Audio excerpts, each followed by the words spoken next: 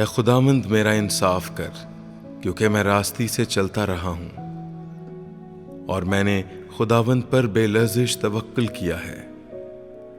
ए खुदावंद मुझे जांच और आजमा, मेरे दिलो दिमाग को परख, क्योंकि तेरी शफकत मेरी आंखों के सामने है और मैं तेरी सच्चाई की राह पर चलता रहा हूं। मैं बेहुदा लोगों के साथ नहीं बैठा, मैं रियाकारों के साथ कहीं नहीं जाऊंगा।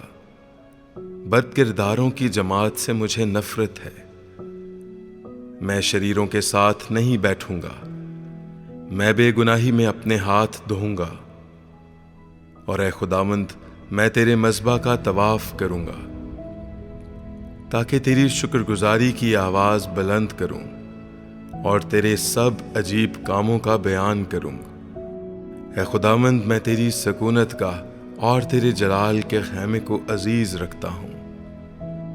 मेरी जान को गुनहगारों के साथ और मेरी जिंदगी को खूनी आदमियों के साथ ना मिला, जिनके हाथों में शरारत है और जिनका दहना हाथ रिश्वत से भरा है। पर मैं तो रास्ती से चलता रहूंगा।